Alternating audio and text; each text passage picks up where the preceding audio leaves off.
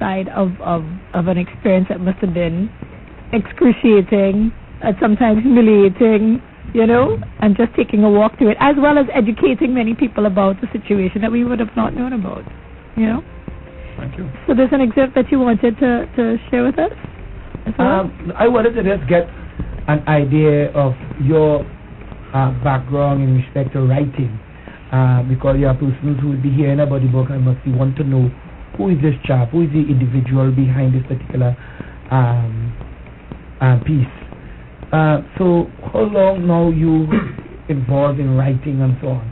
I know you have this book here, 90 Days of Violence. 90 Days of Violence, and that was came out. That was in 08.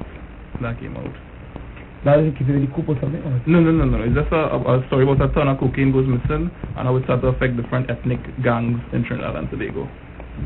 Okay, all right. It's a page about a book about how many pages in this book? About 292. 200. What inspired your book?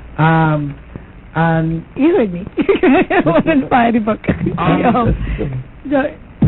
So yes, you're writing. No, I'm asking him what inspired that particular book. Yeah.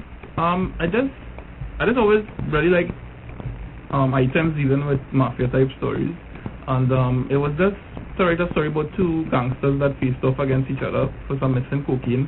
And the first chapter of the book is actually titled The Seventh Prime Minister, because what I did was I kind of took a political slant to it, and I introduced a new prime minister into the country.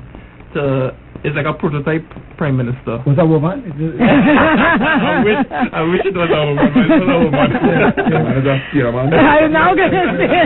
Yeah, it's not a woman. But what it does is it goes inside of Whitehall. It goes inside of the prime minister's personal life. When he's, because a lot of times we sit down and we lambaste, as we like to say, the prime minister, and they're not dealing with his son, Minister of National Security XYZ. But what is it really like inside of their personal lives? And that's what I wanted to explore. Okay, and this book is also available at the bookstores? Yeah, I will have some copies that I will give them as well. What does it entail to write a book here in Trinidad and Tobago? I know many people who write, but I don't know if they have the guts to say that I'm going to write a book. Is it that it's a difficult process? Is it a very expensive process to write a book? No, it isn't expensive. You just need a laptop, Microsoft Word, and you're right. But one of the things is really the commitment behind it. Yeah, that's the major part, because I meet a lot of people from time to time when I'm promoting, and they will say, I want to write a book for so long, but actually they'll take my phone number, take my email address, but never really get into it. Right. Okay. So what about the plot big? Yes, let me introduce your brother into studio. Hello. Welcome. He's playing shy this morning. So from the production point of view, what I did was I was trying to seek out different publishers locally, but I was having a really difficult time with that. And so I opened a publishing company called Podbake Productions. On your own? Yeah. Okay. So the website for that is podbake.com. And I just released books so far for my uncle and I'm getting a lot of interest from people who've actually done scripts and really want to get their work out there. That's what I think. I think a lot of people get up to a point and then they just stop and say, well, I like to write, and they leave it there, on their laptops as opposed to doing something. So what is it again? Podbake.com. And they can go on all my contact information, email address, phone number. Okay. Yeah. Right. Are you still didn't answer my question? You're refraining from going. No. I'm asking, when did you? Are you an author? I mean, professionally? No, I'm not trained in it. This is not my career.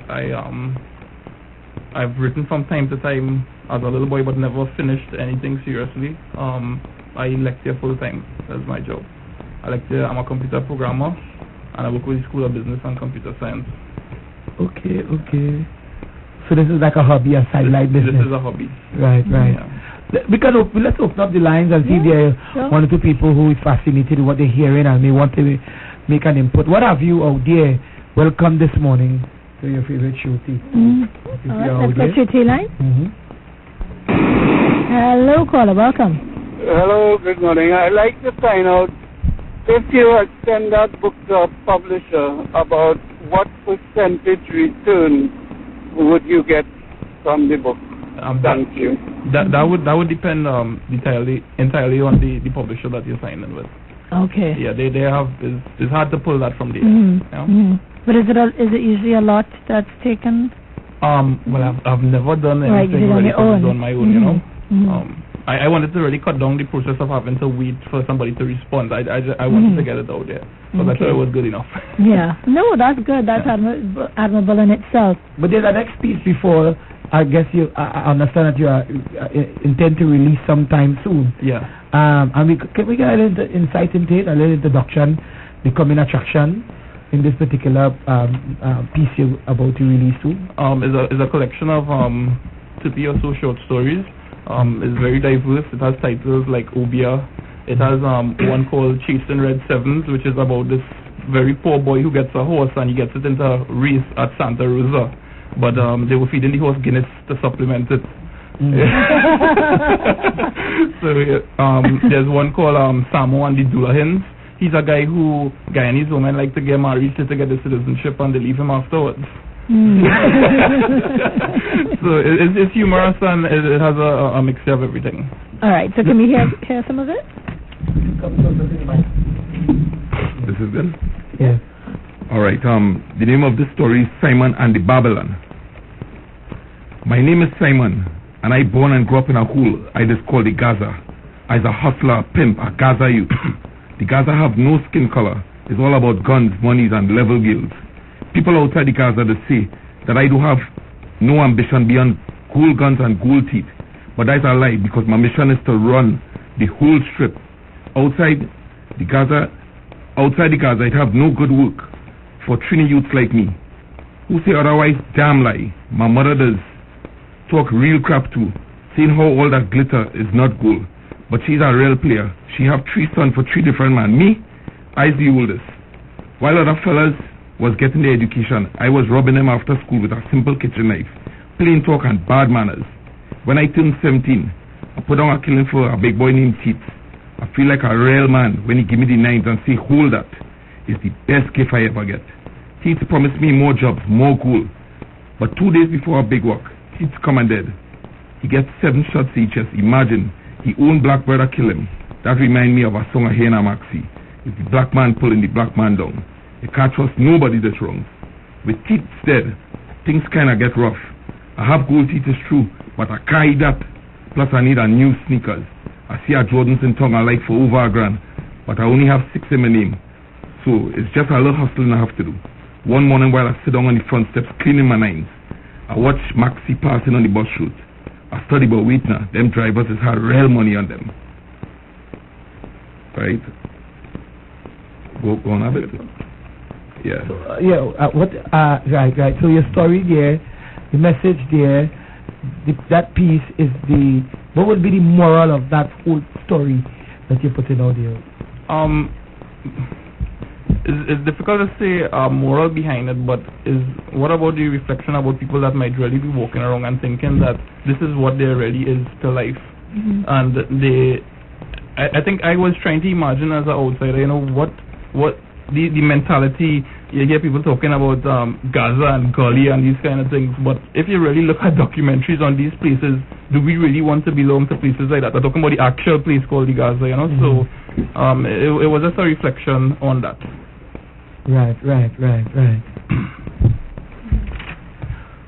So is this something that's going to be ongoing? You're going to continue writing books, encouraging maybe other people to come out and write books now that you're doing publishing? When I'm finished with Boydis, I want to look at it from a point of view of assisting other people. I do work with my uncle as well.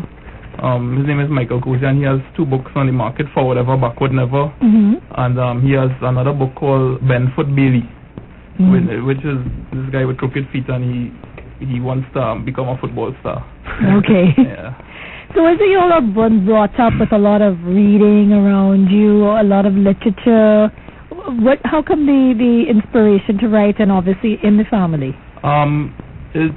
We grew up reading. We don't have a television or radio at home, so my parents can't even hear this interview going on right now. Okay. So it really was a lot of reading. That's deliberate, right? Deliberate, right? Yeah, that's deliberate. Yeah. But I used to run by the neighbor to watch TV. No TV, but always by the neighbor. So you did have some exposure to it. Yeah, and he had so some on. exposure. Yeah, definitely. Okay, okay, and so what is it that you got lost in reading? You know, it's funny.